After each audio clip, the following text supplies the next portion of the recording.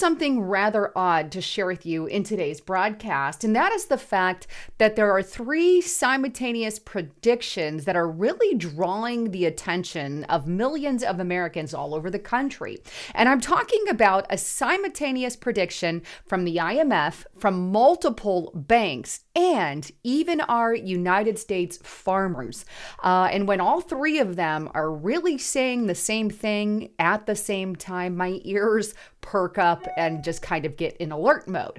But before I dive in, I want to remind you, get to restrictiverepublic.com. I can't stress how important getting to these alternative sites are. And considering we're in 2023, I am basically giving it away for $40 for the entire first year. Use the coupon code 2023. But I put out an amazing bombshell report, and I'm going to show you guys this one. And it's this one right here, 8 conspiracy theories that will be validated in 2023 and 10 that came true in 2022. The only way to see that video is to sign up for restrictiverepublic.com and take advantage of that special offer that we have right now. But lots of good content that you're not going to get anywhere else. And if you really want to know what's going on, that's where you go. All right. So let's dive into this simultaneous prediction by the IMF, banks, and our farmers. Let's start first with the prediction by the IMF, the International Monetary Fund. And take a look. This is on theguardian.com. Third of world economies to hit recession in 2023, warns IMF head. Now, the article states, the new year is going to be tougher than the year we left behind. IMF Managing Director Kristalina Georgievna said on CBS Sunday morning news program, Face the Nation on Sunday. Why? Because the three big economies, the United States, the EU, and China, are all slowing down simultaneously, she said. We expect 1/3 of the world economy to be in recession. Even countries that are not in recession, it would feel like a recession for hundreds of millions of people, she added.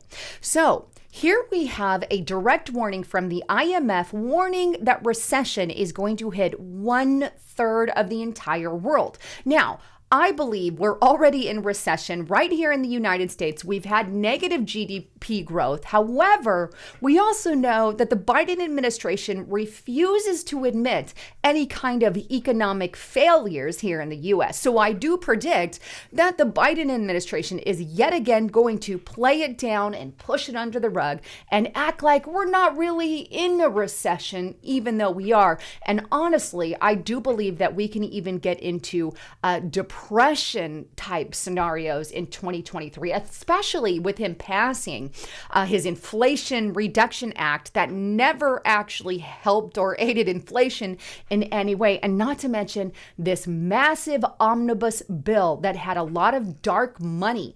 They funded all their little pet groups and lobbyist groups and all of that, or what the lobbyists wanted, rather than really focusing on the American people. And unfortunately, it was both Republicans and Democrats who did that. Now, with that in mind, it's not only the IMF warning about recession, also multiple banks are warning of a recession as well. Take a look at this article, and this is on Wall Street Journal. Big banks predict recession. Fed pivot in 2023. It goes on. More than 2/3 of the economists at 23 large financial institutions that do business directly with the Federal Reserve are betting that the United States will have a recession in 2023. 2 others are predicting a recession in 2024.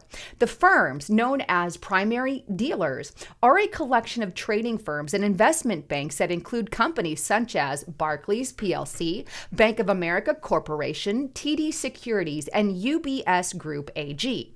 They cite a number of red flags. Americans are spending down their pandemic savings.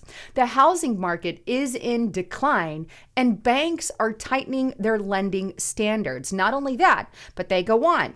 We expect a downturn in global GDP growth in 2023, led by recessions in both the United States and the Eurozone. Economist at BNP SA wrote in the bank's 2023 outlook titled Steering into Recession. They believe that the main culprit is the Federal Reserve, economists said, which has been raising rates for months to try to slow the economy and curb inflation, which, as you know, the reason we have inflation right now is a direct result to the Democrat and Biden policies. And obviously, the Federal Reserve is trying to fix something that really is broken and can't be fixed. I mean, we're trillions and trillions of dollars in debt at this point. Now, I actually have a statement from Barclays directly. I want to take you straight there so you can see what they're saying. And they said next year is going to be a long, hard slog. 2023 may well be one of the slowest years for global growth in decades. Our analysis expect the world to grow at 1.7 next year, a big slowdown from the 6% growth of 2021 and a significant drop from the 3.2% growth expected for 2022.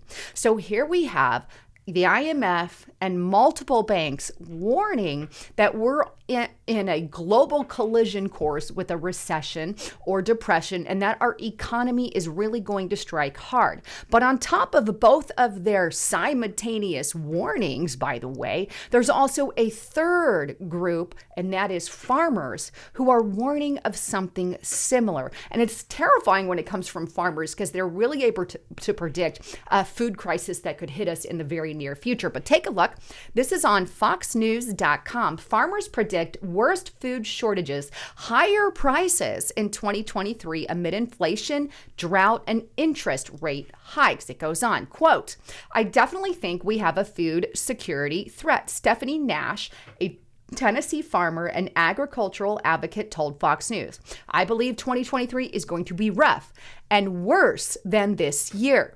Food prices have been outpacing overall inflation in 2022, as November food prices showed a 10.6% increase compared to last year, while overall inflation hit 7.1%, according to the Bureau of Labor Statistics." And I want you to notice the chart here of regular inflation versus food inflation.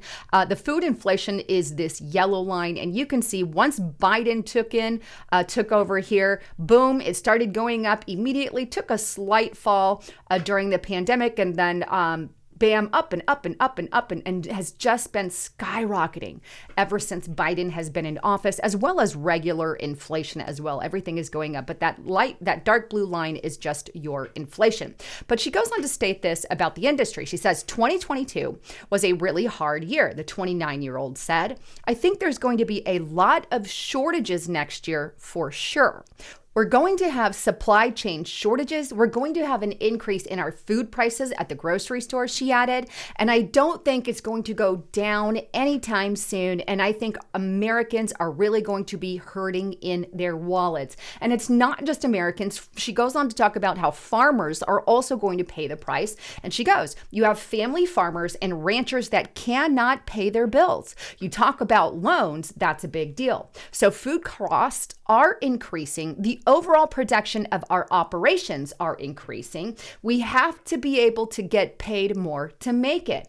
The farming sector's total interest expense is forecast to hit nearly $26.5 billion this year, nearly 32% higher than last year, according to USDA. Due to higher fertilizer prices, fuel, and land costs, which are also directly attributed to the green movement, farmers must decide whether they'll reduce their crops and cattle to ensure as they struggle to repay larger loans, according to 24 farmers and bankers that were interviewed by Reuters. And she closes off with this: "We see products in the grocery store increasing, and I think a lot of people do not understand that we, the farmers, are not the one pushing for increase. We are making less than ever." So what she's trying to state in this, and I believe multiple farmers as well, because I've done multiple reports on Restricted Republic. If you're not there, get there.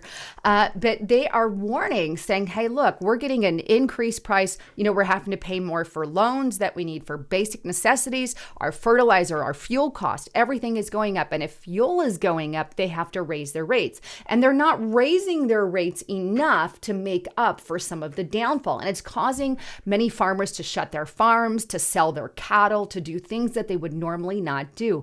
cue the predictions for future food crisis, even right here in the United States of America. And we saw some of what that looked like during the pandemic as well.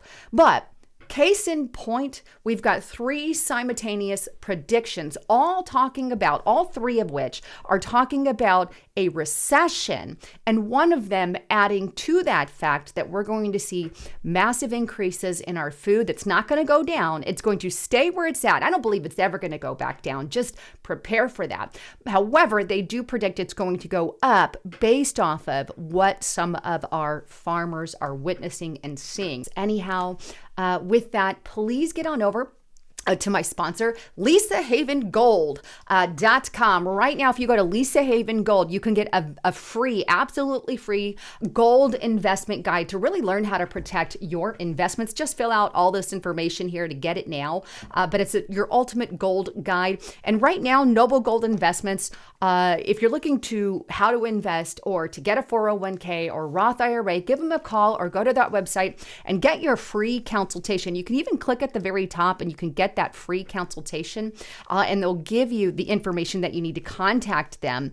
But with that, give them a call, talk to one of their expert advisors, and get just real good advice on how to protect yourself in an unstable economy, like the economy we're going to believe, or that I believe we're going to be seeing in 2023. And right now, they are giving away this 1/4 ounce American Eagle gold coin with any approved plan over $50,000 or more. So check them out today. Give them a call. Let them know you heard it on Lisa Haven, or get on over to LisaHavenGold.com. Anyhow, I love all of you. Thanks again. Please make sure you're still subscribed to the channel. And I love you all. I'm Lisa Haven, signing out.